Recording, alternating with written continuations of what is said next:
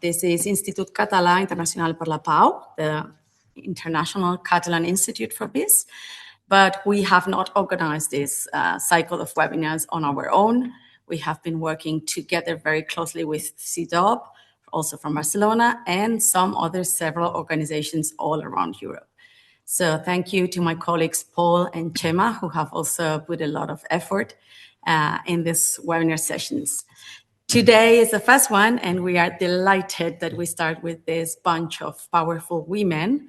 All our sessions are going to be in English, but if you cannot follow English very easily, you can go to the interpretation in the lower part of the screen that will lead you to an audio in Catalan. That said, ICIP wants to promote this debate on what is security now in Europe. Why are we listening to so many voices that seem to think that there's only one way towards the future, that is military action and defense and nuclearization? We want to be able to discuss these premises, and we want to do that by listening to many voices. So thank you very much for joining this webinar cycle. We hope you can follow the 5 sessions that will happen in the coming weeks.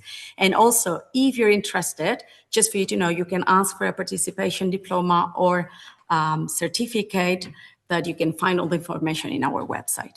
That said, each session we will try to make very sharp timings so that you can continue with your lives, because 1 week, every 1 hour every week, it's a lot of commitment. But every session will be moderated by one student or young professional that has been selected for this, and they will lead the conversation, but also share with us their final remarks on the session. So today our rapporteur is Nadia Zugach. She's studying in Barcelona, double degree. She's studying law and political science, and I am going to yield the floor to her. But let me just say thank you so much, Professor Mary Kaldor and Professor Tutku Ayhan, for being with us today, because it's such a privilege to begin these seminars with you. So Nadia, you have the floor. Thank you very much. Thank you, Sonia, for this introduction and for making this session possible. Welcome everyone to today's session on the militarization of security in Europe. The key element guiding our discussion is the concept of security in Europe today. This session is part of a broader reflection on security in Europe, approached from a peace-oriented and plural perspective. We are joined today by Mary Kaldor from the London School of Economics and Political Science and Tutku Ayhan from Institut Barcelona Estudis Internacionals, who bring complementary perspectives. Dr. Kaldor is a distinguished professor emeritus of global governance and director of the Civil Society and Human Security Research Unit at LSE. Dr. Ayhan is a postdoctoral fellow in international security and holds a PhD in security studies from the University of Central Florida. Let me briefly explain how this session will work. The webinar will be divided in 2 parts. The first part consists of a round of initial interventions based on one first question I will ask, and the second part will be more of a moderated dialogue between our speakers. To start, I would like to invite both speakers to address the following question. What does the concept of security mean today in Europe? Professor Kaldor, you have the floor. Well, thank you so much for inviting me, and it's great that you have this project because it's so important. We're in a great moment of flux, and the direction we go will really shape the future of the world, literally. So I think there are 2 competing conceptions of security in Europe today. One conception is the NATO conception, and it's one that seems to be held by most political elites. Perhaps the exception is here in Spain. And that's the idea that security is military, and particularly important is the concept of deterrence, the idea that if anyone attacks Europe, we will respond with nuclear weapons, which seems very unlikely since it would destroy the world. And the other conception is perhaps the dominant EU conception, which really has been incubated over the last few decades. You know, remember that the European Union did begin as a peace project. And I think the whole conception of the European Union is that our security really depends on law and policing rather than war fighting. It's what you might call an inside conception. We take it for granted that within our societies, law is the way that we preserve security, law and policing and all sorts of other social things. But somehow the assumption of the elites is that outside is a world of anarchy where we have to be ready to fight everybody. And we changed that in Europe. And really, that conception of security should not only apply within Europe, it should apply externally too.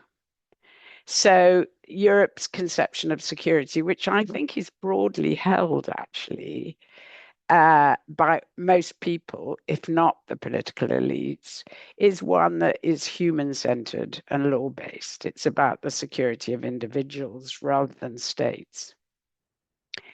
But of course, this moment of time, we've seen the return of this kind of transactional geopolitics. And the knee-jerk reaction is for our elites to say, we've got to become geopolitical too. We've got to compete militarily. And I think this is an incredibly dangerous route to take. And I just like, even though I do think we are more insecure than ever before, we have the war in Ukraine, we have all these hybrid threats, the spread of misinformation, the rise of the right, the kind of sabotage that we have seen just recently in Britain, where it looks very likely that Iran is behind a string of anti-Semitic incidents against synagogues. So how do we, so why do I think it's so dangerous? Because we're not addressing those threats. I think, first of all, the nuclear deterrent is really dangerous.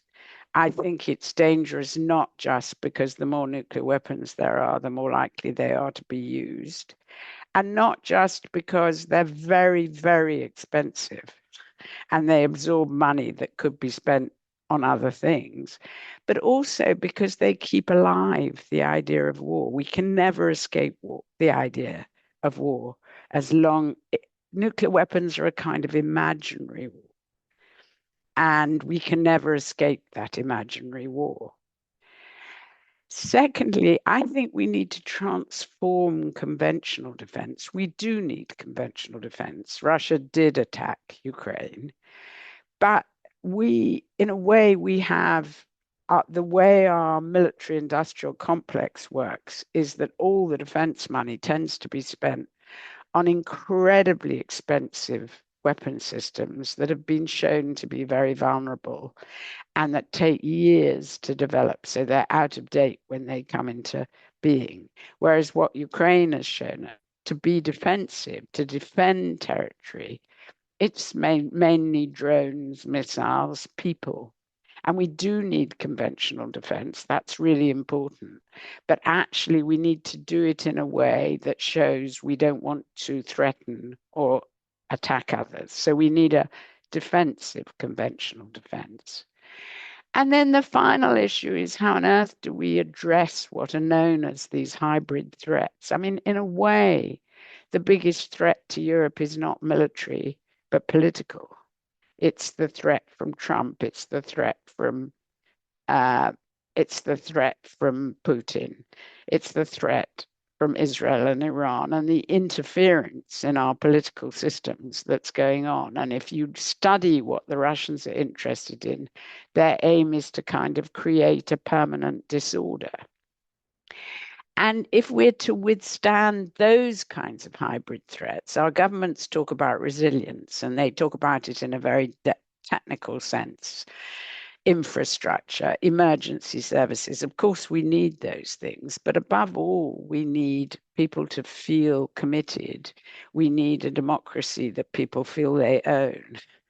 And that really means that we have to focus much more on democratic renewal, on how to overcome polarization in our society, how to allow people to feel they have an influence on the decisions which affect their lives. And that's another reason this focus on nuclear deterrence and militarization is so dangerous, because it really disempowers people. And actually, empowerment is the way to resist the kind of hybrid threats we face. I mean, to me, the real danger is that we will have what I would call a new war. I mean, a growing disorder, growing violence in our society that's really dangerous and difficult to end. And that's a bigger threat, actually, than outright military threats. And to deal with that, we need to do many other things, especially democratic renewal. Okay, thank you, Doctor. Now I pass the floor to Dr. Ayhan. Thank you very much, Nadia, and thank you very much for the invitation to join the discussion today. I'm honored to be part of the conversation. So, when we think about militarization of security in Europe, I think it's important that we clarify perhaps that this is not an entirely new phenomenon. States globally and also in Europe have always relied on military power, borders, deterrence, security industries. I would say that perhaps what is new or different today is the scale, the normalization, and how deeply militarization is expanding into areas that were not previously understood, at least primarily through military or security logics. And this is also not just a European trend. We are seeing it globally, including very clearly in the United States. NATO is now debating a possible 5% defense spending commitment. The EU Commission announced the Readiness 2030 plan last year, Rearm Europe plan, worth around 800 billion euros. The US military spending increased again to nearly $1 trillion by last year. China, Japan, many European countries, they're all dramatically increasing defense budgets. So I think what we are witnessing is not simply militarization, but perhaps an intensifying remilitarization of security, but also governance and also political imagination. And what I mean by militarization is not only armies or more weapons, but it's also the tendency to organize politics, borders, technology, research, and even everyday life around logics of threat, preparedness, surveillance, deterrence, and force. So it's when the security is increasingly or imagined through military capacity rather than through care, for example, or through diplomacy, welfare, social justice, human security. That is a real concern. And here, Europe is a particularly interesting case because, as Mary mentioned, for a long time, at least the EU presented itself as a peace project, a civilian power, as something fundamentally different from traditional geopolitical actors. But so today we're increasingly hearing a different language coming from European institutions, such as geopolitical awakening or strategic autonomy, defense readiness, the language of power. The EU Strategic Compass document, for example, explicitly frames Europe as needing to become a stronger security provider through military readiness, through rapid deployment capacities, cyber defense, intelligence expansion. And at the same time, the European Defense Fund today channels billions into military research, into AI, drones, cyber technologies, and so on. And again, to reiterate my point, militarization is no longer confined to armies themselves, but it increasingly spreads into society. So, for example, we see it in migration governance, where borders are becoming militarized spaces that are governed through surveillance systems, again, drones, biometric technologies, and also deterrence logics, just as in war zones.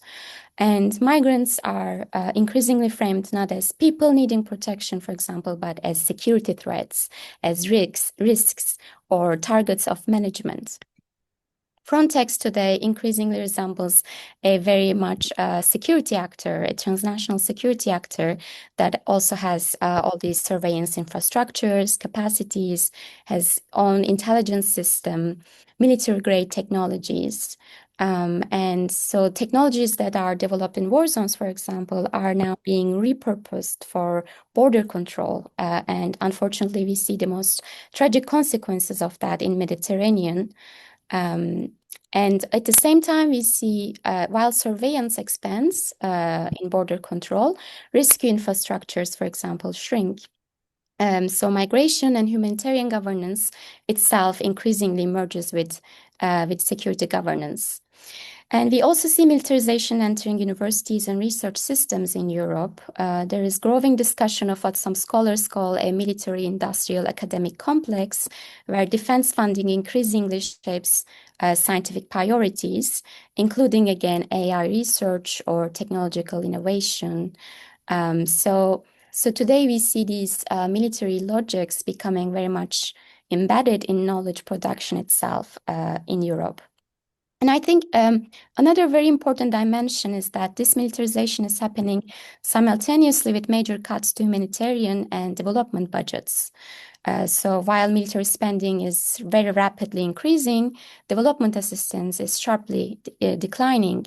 Again, Europe is not alone here. The US cut aid spending dramatically after the dismantling of the US aid, but many European countries as well, including Germany, France, Belgium, Finland, and others, are also reducing development and humanitarian budgets.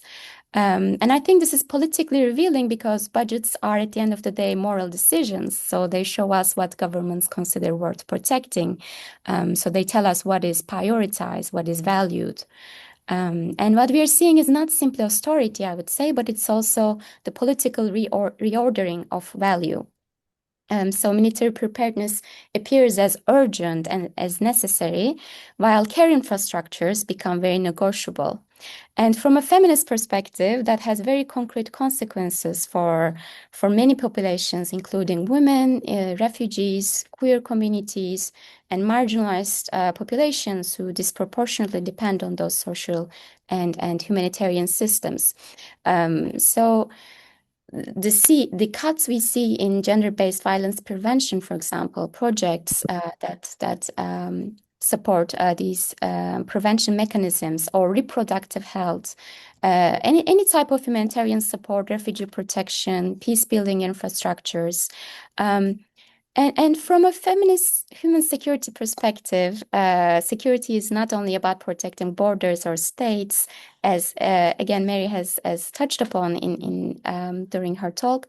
It is also and more so about whether people can live with dignity, with safety, access to housing, access to healthcare, freedom from violence, and with social protection. So what should worry us today, perhaps, is that insecurity itself is increasingly being governed through fear, through emergency and preparedness. So this constant discourse language about existential threats, crisis, instability, invasions, and I'm not again denying that there are no crises or there are no wars or violence, but the fear becomes politically productive in that context because it legitimizes all these exceptional measures. It legitimizes higher military spending, surveillance expansion, border violence, and which brings normalization of militarized solutions. So it's about what kind of society we're building and what forms of violence become normalized and whose security is prioritized over others. So thank you. Thank you so much for your insights, Dr. Ayhan. So I would like to address Professor Kaldor because you have mentioned several times threats. So I would like to ask you which elements define or identify the threats, the so-called threats to security in Europe. Well, as I said, I think the emphasis of our politicians, for all the reasons that Dr. Ayhan set out, very much emphasized the military threats to Europe. Whereas I think, especially after the war in Ukraine, where Russia has discovered how difficult it is to invade a country, those military threats are much less than all the other kinds of threats we face. And perhaps the biggest threat is not only the threat from the far right, which I think is a huge threat to our security, but also the way the center parties are kind of collaborating with the far right. That's the process that she described, really. They're trying to play from the same playbook. I mean, I look at my own country, Britain, and the kind of migration policy that a Labour government has introduced is the kind that only that Reform, our far right party, could only dream of. So it's that combination that is so dangerous, because what it's leading to is increasing inequality, increasing corruption, low-level violence and criminality, ethnic discrimination, all of these ingredients which we see now in Central America, in large parts of Africa, and which are terribly, terribly difficult to end. And I suppose what I would like to emphasize is, I think there's a real risk of the far right, of the center moving to the far right, which means the introduction of it's already happening. And I agree with everything that Dr. Hahn said about the reduction in aid cuts, the reduction in humanitarian assistance, the wars that are happening in places like Sudan, Palestine, do threaten our security. And the idea that we spend less on them and let people suffer more, it's just mad. So but I think we shouldn't lose sight of the fact that I think a majority of people would like to see a different approach to security. I think we shouldn't lose sight of the fact that most people do think international law is important. It's fascinating to me the way, when we discuss Iran, we focus on international law. We focus on war crimes. Palestine and Ukraine are the most documented wars in history, I think, probably. We've seen the International Court of Justice decision on genocide in Palestine. We've seen the role of the ICC. So the kind of idea of a law-based security is very, very much alive. And I think the question is, and the idea of a human-centered conception of security, a law-based conception of security, those ideas which very much were pushed for many years in the EU and are now being marginalized, they're still alive in the general population. And it's really important that we try to emphasize those alternative approaches. Thank you, Dr. Kaldor. I would like to ask Dr. Ayhan, because you've already mentioned the feminist perspective in all of this discussion, which are the gendered implications of identifying these threats instead of others? So I think one of the most important points from a feminist perspective is that militarization is never gender neutral. And I do not only mean by that women suffer disproportionately during war or displacement, although of course they do, But militarized politics themselves are built around particular ideas of strength, protection, control, domination, aggression, and they privilege certain forms of masculinity, while again devaluing care, vulnerability, dependency, or interdependence. And militarization also reshapes our social relations, not only our political priorities that we've been talked about, and the everyday life itself. So when it comes to migration governance, for example, the border management is deeply gendered. Women, men, and LGBTQ plus migrants experience militarized borders very differently. Women, for example, face heightened risks of sexual violence, trafficking, coercion, and exploitation during increasingly dangerous migration routes. And men, especially racialized men, are often framed as dangerous or threatening masculinities, potential criminals, or security risks. And LGBTQI migrants, on the other hand, face particular exposure to detention abuse, to invisibility and violence inside camps, inside detention centers, and inside the very asylum systems also. And at the same time, migrant women, for example, are often presented as passive victims that need rescue. And so in that discourse of migration governance, their agency also disappears, their political voice disappears. And I would say overall, the political voices of refugee people disappear, and they become humanitarian symbols rather than political actors. So the paradox here is that where migrants are simultaneously securitized but also paternalized. And beyond the border itself, I would say that asylum systems in Europe also produce insecurity in very profound ways. And that is through legal precarity, waiting, detention, uncertainty, restricted mobility, very difficult access to asylum, bureaucratic violence. Many refugees today live for years not knowing whether they will be allowed to stay, whether they will be able to reunite with their families, whether they can actually build a life. And that uncertainty itself increasingly becomes a form of migration governance in Europe. And feminist scholars have shown that violence does not stop once people flee conflict, but it travels with displacement. So we also see high levels of insecurity and violence, again, in camps, in transit routes, detention centers, but also in cities in forms of everyday insecurity. And when we consider these trends simultaneously taking place with the cuts in humanitarian development infrastructures, the picture, the consequences appear as really devastating. As I mentioned, the programs that are focused on gender-based violence protection, reproductive health care, maternal health, psychosocial support, and also women-led organizations. We see these areas and these organizations, these institutions being the first to disappear when these aid budgets shrink.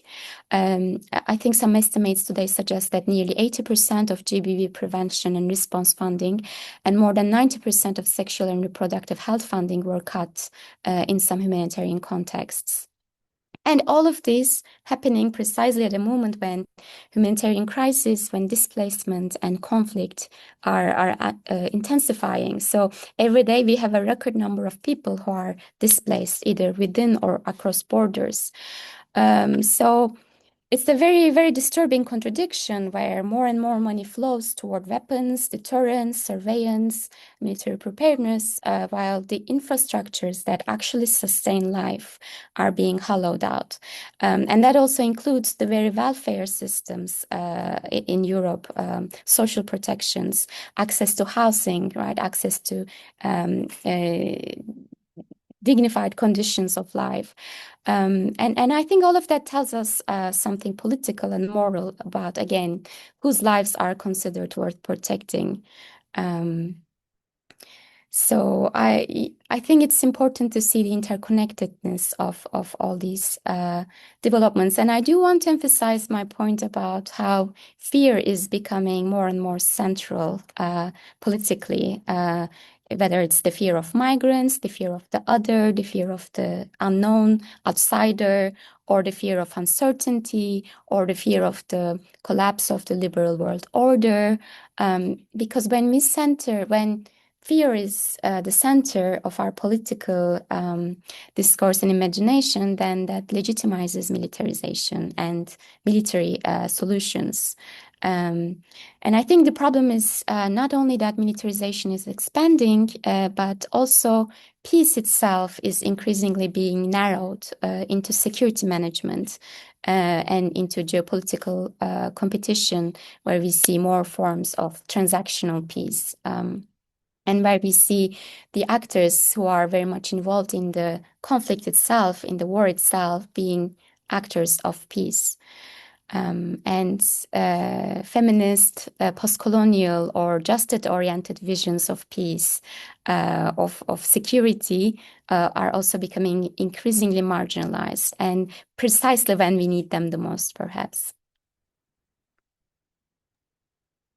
Thank you, Dr. Ayhan, for your inputs and for bringing a feminist perspective to our conversation. To wrap up the discussion, I would like to ask both of our speakers whether there is a clear, distinctive line separating security and defense. Dr. Ayhan, if you don't mind, I yield the floor back to you. Sure, thank you very much. And as Dr. Kaldor has already touched upon how criticizing increasing remilitarization in Europe does not mean that we let go of defense totally, or we do not talk about defense. But what I would like to emphasize, I guess, is that the human perspective of security, the well-being of people, of individuals, of citizens and non-citizens, and emphasizing and supporting the well-being is part of, I would say, defense itself. It's actually the most important defense, perhaps, the defense of life, the defense of the very elements that sustain life. And also, if from our interventions today, our conversation today, one could maybe ask, but aren't the threats Europe is facing real?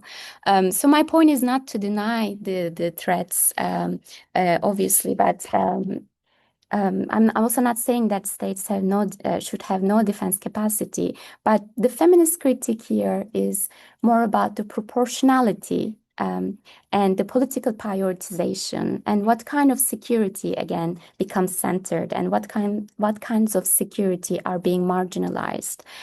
So I think, to me, defense is also about reinvesting in humanitarian, in social infrastructures.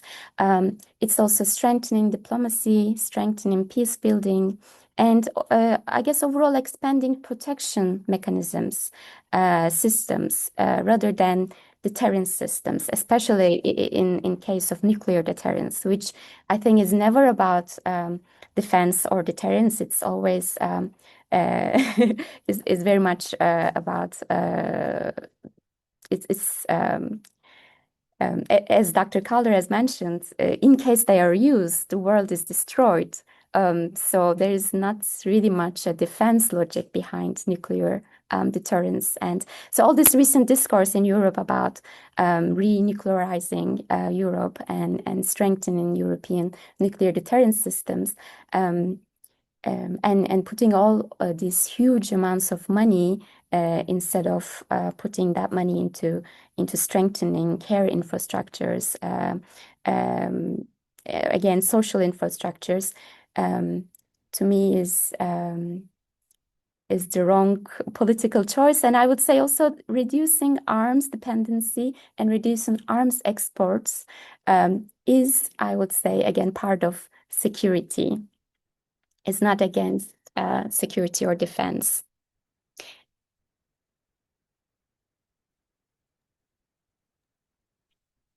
Thank you. Dr. Kaldor, yes. If you could turn the mic on, I think you had, yeah, now. Thank you. Yes, so I think what I distinguish between is human security versus national security. And national security is about defending the state against others and putting the nation or the state before anybody else. And human security is about the protection of human beings. And so in terms of defense, national security is about war fighting. It's about defeating an enemy. And human security is about law enforcement. It's about, you do occasionally need to use the military, but in a very different way. And I don't know if we'd even call them military in cases of massive violations of of international law, such as aggression, such as the aggression of Russia against Ukraine, for example, or genocide. We should be using force to protect people against genocide. We shouldn't just be sitting here observing genocide. So there are occasions when you need defense, but that's very, very different from having a capacity for war fighting. And deterrence is based on the idea that if you attack me, I will attack you back, and it'll be even worse. And not only is this in a world where we're so aware that we haven't even talked about climate change, we live on one planet, we're so aware that we all depend on each other. Not only is that hugely problematic, and if nuclear weapons had to be used, it would lead to human extinction, which also, by the way, means that nuclear deterrence is not credible, at least against democratic countries. But I think more to the point, if we examine the history of wars, it's not actually possible any longer to win wars. You can do huge damage. But if you look at the history of the post-war period, the United States hasn't won any wars. Maybe you could say it won the Gulf, but it lost in Korea, Vietnam, now in Iran. It's incredibly, Russia can't win in Ukraine. So it's a terribly blunt instrument nowadays. What you can do is use it exactly as Dr. Ayhan said, to generate fear, to remain in power. That's what's important for Netanyahu. That's what's important for Putin. And what we're seeing is politicians who increasingly are unwilling to say, if I get into power, I'm going to do something about climate change or welfare. And so they try to win not through a discussion about real issues that concern society, but they try to win by generating fear. And so it's not just about militarization, it's also about autocracy at home. It's about the growth of authoritarianism and, as again Dr. Ayhan said, of actually a sort of toxic masculinity. But what I'd also like to add to all those points, I've now completely forgotten what it was I wanted to add, so I might have to stop here. But what I'm trying to say is that there is a case for defense of a limited kind. Oh, yes, I know exactly what I want to say. Why are all these guys emphasizing militarization when it doesn't work, when we aren't actually facing the kind of threat they imagine, when it could have counterproductive? I think what we have is elites that are more and more in hock the big companies. And militarization is a hugely productive way of making money. And what really frightens me about this range of militarization is precisely that it's going to cost so much money going into the pockets of oligarchs and corporations, and at the same time, cutting welfare, cutting aid, all of these other things. So that's going to make us deeply insecure. So in answer to your question about is security the same as defense, no, security is about feeling safe. But in a collective sense, we may need a certain degree of, if you like, policing. If we are to deal, we do need a law-based system, and we do need to be able to enforce the law. Thank you so much, Professor Kaldor, for all your insights. Well, we open the floor to questions from the audience. We invite the participants to ask any questions they might have and keep them brief if they can, so we can hear from both our speakers. Thank you.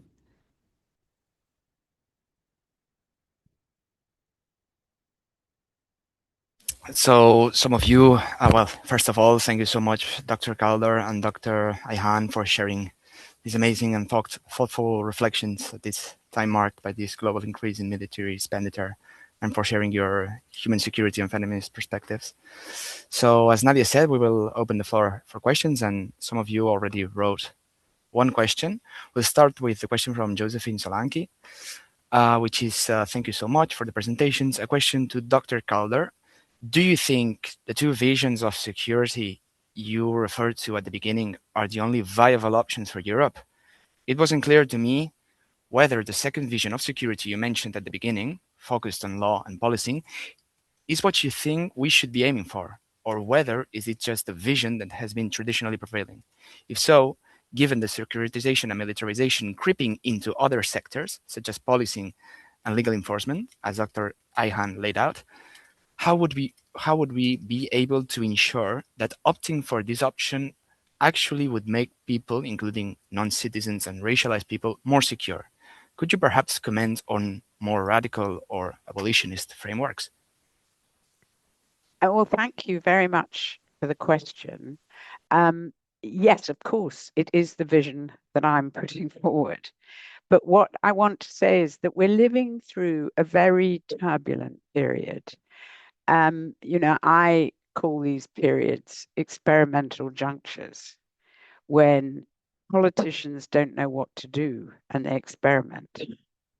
And they usually start by experimenting with really bad experiments. And those really bad experiments include, I don't know, invading Iran,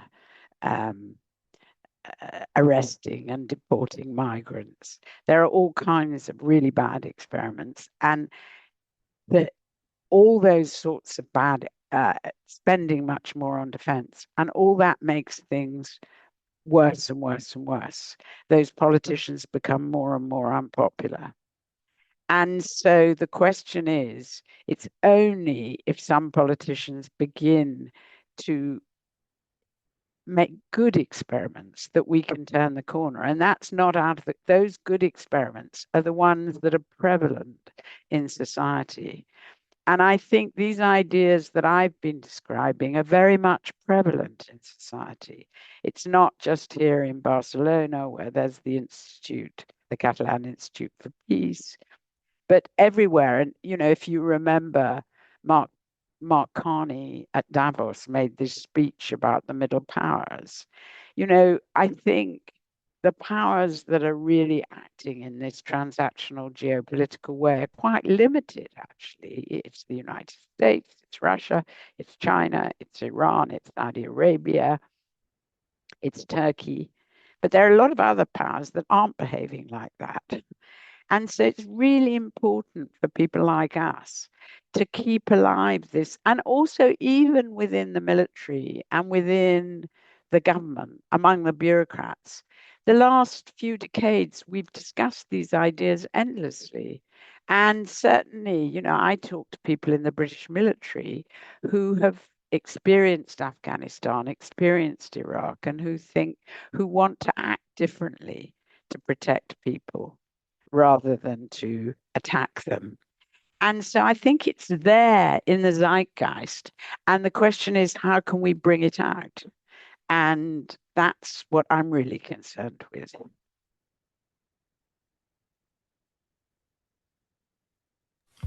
Thank you so much, Professor Kaldor.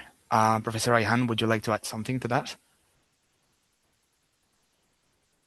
I definitely agree with Dr. Kaldor, and I would just add perhaps that and also tying it to the other question that I'm seeing in the chat, what opportunities do we see moving forward to change the image, and what is required from different actors? I would say that the responsibility is on all of us as citizens, as individuals, as active political subjects. I think it is to keep asking to take the reference point from state to the individuals, to human beings, because it's when the traditional military understanding of security that takes the reference point as the state, and the existential threats are interpreted primarily as affecting the essential organs of the state, that obviously ignores completely the human security approach. So taking that reference point to people, citizens, and asking for welfare, not warfare, and insisting and also asking the question, who benefits the war, right? It's the same old story when we look at the war in Iran today, or other wars. It's the military industries, it's the fossil fuel sector, fossil industry, security bureaucracies, military institutions. And when we look at who bear the cost of all these wars, welfare systems, healthcare systems, education, the money that could be spent on all of these things, climate initiatives, so marginalized communities, women, refugees, migrants, future generations that will be facing the more and more militarized climate governance. So I think taking the reference point back from state to people is a very radical political act that should be, yes, a guiding point for not only communities, individuals, but also and also going more grassroots, going more local, maybe macro and meso level actors, civil society actors, because there are many organizations, there are many people who are working or advocating against remilitarization in Europe. We need to, and then solutions are also the same old solutions: solidarity, feminist peace, feminist solidarity. Sorry, I'm diverting off from the question, I think, but just wanted to touch upon this point. No, it was just on point, Professor Ayhan. Thank you so much for putting this on the table, the relevant role of civil society and what can we do from down below. The next two questions are focusing on the same subject. It's something that you brought back before, which is the existence of this military academic industrial complex and how this militarization narrative has influenced it and affected so much academia and research systems. So could you delve a little bit on how this military narrative has permeated in the academic sphere? I think most importantly, the new grants are all coming from the Ministry of Defence, Ministries of Defence and NATO, rather than from the foreign offices and development agencies. So academics are pushed in that direction. But I think there's another real problem, which I've observed, that the elites simply take it for granted that Europe needs nuclear weapons. It's not questioned. And if you even question it, you're treated as a silly person. And I know, particularly in government departments, people just don't dare question it because it's taken for granted that we need nuclear weapons. And yet nobody, it's taken for granted that over the last 50 years or more, 75 years, deterrence is what has prevented a major war in Europe. But since the war never happened, until the Ukraine war, which you could say was a failure of deterrence, we simply don't know whether deterrence worked or not. We have no proof. And it's my colleague Patricia Lewis always says it's a little bit like the story of the little boy who sprinkles what he calls elephant powder. And he says he's doing it because it will prevent the elephants. And somebody says, how do you know it works? And he says, well, we've never had any elephants. And this assumption is really deep-rooted and nobody dare challenge it. And to me, it's really strange when we know the huge dangers of nuclear weapons. We know that there've been many cases when the world came close to an accident, and the more nuclear weapons that are around, the more likely such an accident will be. With the discovery of AI, there are even more possibilities for an accident or a mistake of incredible enormity. And yet, I think it's precisely because it's such enormity that nobody dare question it. And certainly, I mean, I can talk more about Britain, but in the case of Britain, nuclear weapons account for 18% of our defense budget and 40% of our defense procurement budget. And what that means is that actually the rest of our defense has been hollowed out. And if you talk to soldiers, airmen, sailors, they would much rather not have nuclear weapons. But nobody dares say it. And it's very strange to me, as somebody who was very actively involved in the anti-nuclear movement in the 1980s, that this assumption that Europe needs nuclear weapons, and that the US nuclear guarantee worked. I mean, if you think about it, even people like Kissinger and Schlesinger said, you must be mad if you think the US would risk itself for Europe. Was it ever credible? So I think that's a huge problem. It's a huge problem of debate. And equally, when we talk about defense spending, we talk about it in terms of euros or pounds or dollars. We say we ought to spend 5% rather than 3%, as though spending on defense, if you increase the amount you spend on defense, you'll get a more effective defense. But actually, there's no debate about how much we waste. In Britain, we've spent a fortune on an armored vehicle called Ajax, which it now turns out causes deafness among the operators and can't be used. These are the kinds of ridiculous boondoggles that military spending is spent on.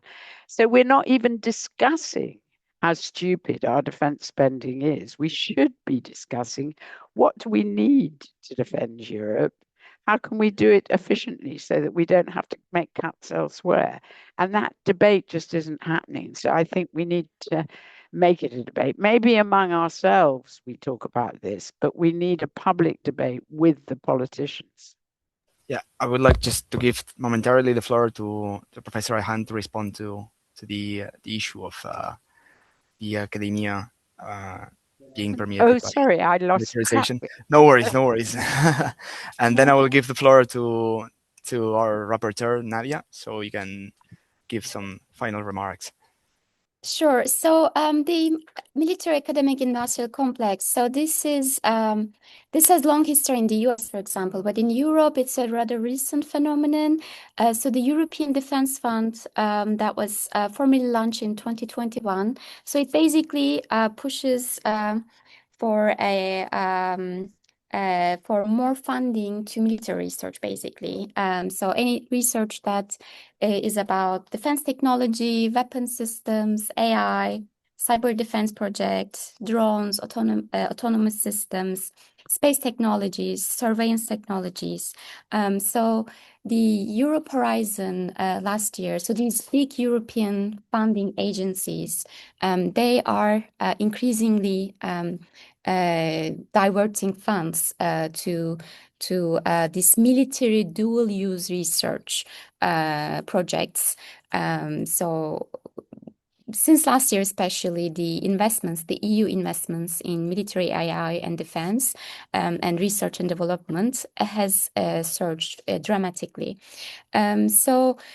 And also, this is not only the focus and funding that goes into research, but also European Parliament, for example, and European Council are negotiating today a simplification package for defense. So the goal is to also reduce any type of bureaucratic, legal, or environmental barriers for military projects and for arms production.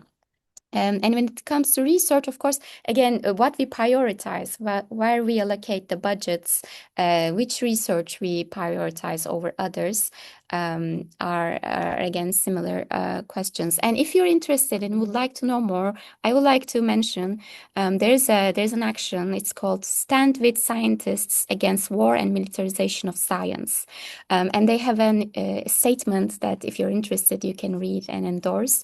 Also, I can maybe share in the chat, and they have lots of resources and information that where you can learn about this phenomenon of military academic industrial complex in Europe. Thank you very much.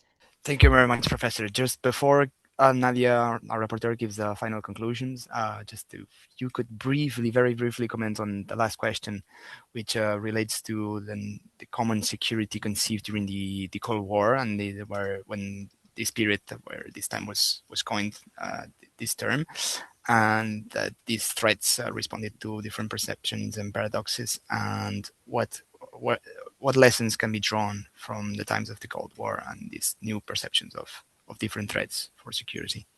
Just really briefly. Do you want me to go?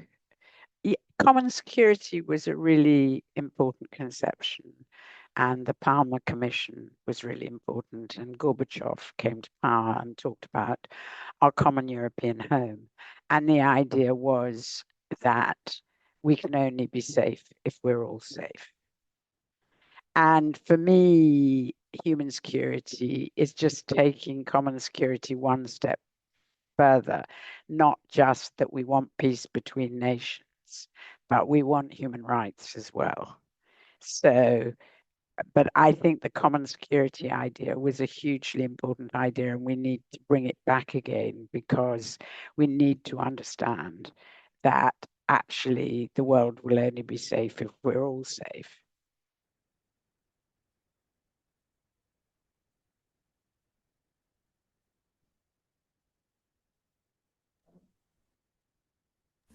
So thank you very much, Professor. And now I do give the floor to our rapporteur for today's session, who has done wonderfully, Nadia Zoughar. If you want to give some final remarks to put an end to the session, thank you. Thank you so much, Paul. So, as Professor Kaldor began by saying, we find ourselves in a great moment of flux. On the one hand, we have the imposition of the NATO perspective, defining security as a military matter, and the decaying of the dominant conception in the EU in favor of the aforementioned, with a human-centered perspective that security depends on law and policy.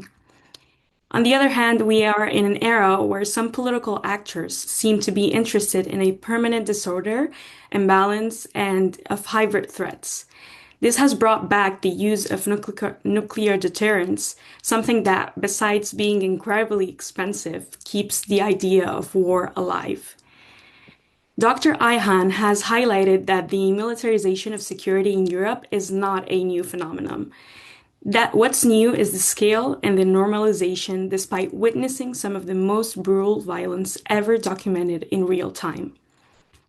In this sense, we observe a tendency to organize everyday life around the logics of threats. For instance, tech developed in war zones are being deployed in our borders. We also find a growing military industry complex funding AI research and tech innovation in academic contexts. This way, military logics are being embedded in academical logics. Parallelly, we find that peace is increasingly being narrowed to security management, and we start seeing more transactional peace. Because of this, certain spaces, such as borders, are being incrementally militarized. Let us not forget that militarized politics are built around the idea of masculinity. So we have women as presented as humanitarian symbols and as passive victims in need of rescue instead of individuals with their own agency. All of this is simultaneously taking place as we see a reducement of the welfare state and infrastructure budgets, which, as Dr. Ayhan has mentioned, are moral decisions, and they center the political reordering of our values as societies. As per the citizens, we see that most people actually do think that international law is important. We see it in our everyday discussions through the several decisions of courts like the ICJ and the ICC. So the idea of a law-based security and a human-based security is very much alive. People want it, and people are asking for this human law-centered conception of security, even if it is being marginalized by the political elites. I would like to now yield the floor to Professor. Thank you. Thank you very much, Nadia. This was really a good job. And thank you so much to our speakers today, Professor Mary Kaldor and Professor Tutku Ayhan. Also, we would like to thank Anna Puig, who's on the parallel live, just interpreting into Catalan what we are saying here, so that people from Catalonia can also follow us fluently. I think it's been a really, really interesting first session that put the pillars for the debate. As our colleague Chema wrote in the chat, we're hoping to get all of you in the coming sessions. We are having 5 weeks. The day and the time changes slightly every week, but we are having really interesting perspectives in all of the 5 sessions because we have practitioners, professors, academia, and all sorts of different experts and professionals. But nonetheless, today it was really an honor and a pleasure to have Professors Kaldor and Ayhan with us. And Nadia, you really did a good job. So thank you so much. We will see you, hoping, in the next week. And also for students, remember, if you want, you can ask for a participation diploma. So just see, and you can find all the information in our website. See you all next week. Thank you, Professor Kaldor. Thank you, Professor Ayhan. Thank you so much. Bye, everyone. Bye, everyone. Bye, everyone. Bye. Take care.